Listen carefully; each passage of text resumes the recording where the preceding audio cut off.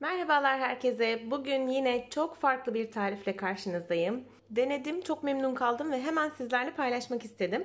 Zencefilin vücut sağlığımız için ne kadar faydalı olduğunu hepiniz çok iyi biliyorsunuz. Peki bunun cildimiz için neler yapabileceğini hiç düşündünüz mü? Gerçekten mucizeler yaratıyor.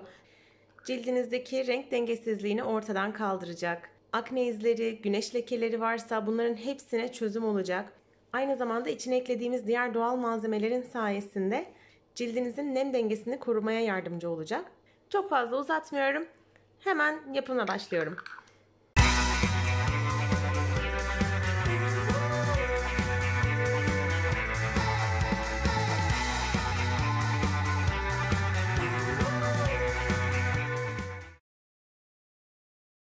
Öncelikle küçük bir parça zencefili soyuyorum.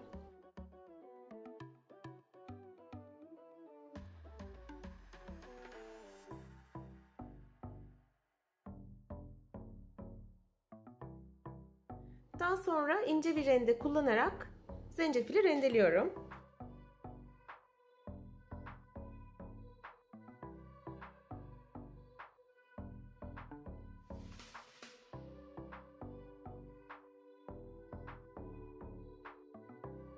Bu tarif için zencefilin suyu lazım bize. O yüzden bir kasenin içine temiz bir bez kullanarak zencefilin suyunu alacağım.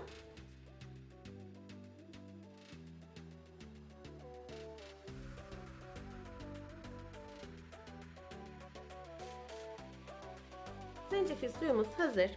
Şimdi böyle temiz bir kase alıyorum ve artık kremimizi hazırlamaya başlayacağım. Bir tatlı kaşığı lazım bize. Şöyle bir tatlı kaşığı zencefil suyunu temiz bir kasenin içine alıyorum. Üzerine bir tatlı kaşığı bal ekliyorum.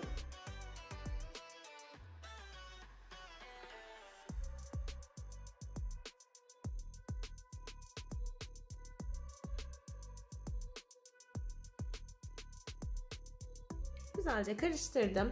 Şimdi diğer malzemeleri ekleyeceğiz. Bir çay kaşığı tatlı badem yağı ekliyorum.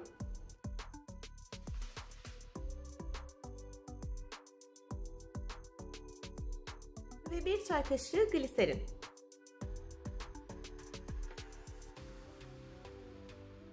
Şöyle tekrardan bir karıştırdıktan sonra son malzememizi de ekleyelim. Aloe vera jeli.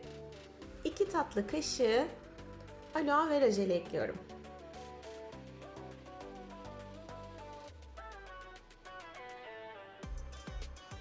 Şimdi tüm malzemeler iyice birbirine karışana kadar güzelce karıştırıyoruz.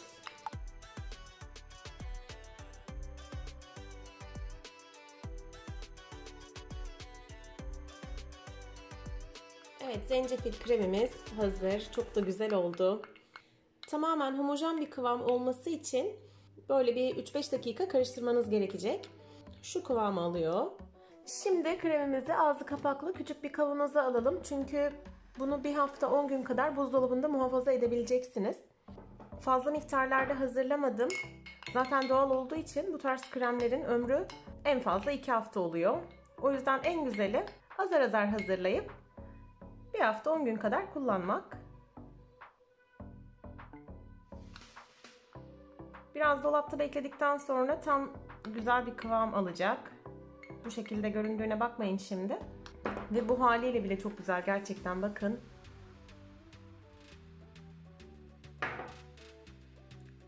Evet, cildinizi nasıl güzel yapacak. Gerçekten çok güzel bir parlaklık veriyor. Düzenli kullandığınızda kısa sürede lekelerin yok olduğunu göreceksiniz. Cildimizi temizledikten sonra kremi gözaltı da dahil olmak üzere tüm cildinize sürebilirsiniz. Kremi akşamları kullanmanızı öneriyorum. Akşam yatarken sürüp sabaha kadar kalmasını sağlayabilirsiniz. Fakat içine eklediğimiz bal sizi rahatsız edecekse akşam sürün ve mümkün olduğu kadar fazla bekletin. 1-2 saat gibi. Daha sonra yıkayın. Birkaç gün içinde nasıl etki ettiğini siz de göreceksiniz. Daha önce de dediğim gibi kremi buzdolabında ağzı kapaklı bir şekilde muhafaza ediyoruz ve yaklaşık 10 gün kullanabiliyoruz. Yani oldukça pratik bir uygulama aslında. Her defasında yeni hazırlamanıza gerek kalmıyor. Peki zencefilin cildimize ne gibi katkıları var? Biraz da ondan bahsedeyim size. Zencefil 40 farklı antioksidan bileşiği içeriyor. Bu Bu sebeple cilde zarar verici etkenlerin çoğalmasını engelleyerek cildi koruyor. İçerisinde barındırdığı vitamin ve mineraller sayesinde cildi besliyor ve parlak bir görünüme kavuşmasını sağlıyor. Yaşlanma karşıtı etkisiyle cildin elastikiyetini artırarak ciltteki kırışmaları önlüyor. Antiseptik özelliği sayesinde ise cildi derinlemesine temizliyor, tazelik veriyor ve cilt gözeneklerdeki tüm kirden arınmış oluyor. Aynı zamanda sivilce ve siyah nokta oluşumunu da önlüyor. Cilt lekelerinin oluşumuna engel oluyor. Var olan güneş lekesi ve akne izleri gibi sorunların da gözle görülür bir şekilde azalmasına yardımcı oluyor. Siz de en kısa sürede bu harika kremi hazırlayıp tüm cilt sorunlarınızdan kurtulabilirsiniz. Umarım deneyip memnun kalırsınız. Tekrar görüşmek üzere. Kendinize iyi bakın. Hoşça kalın.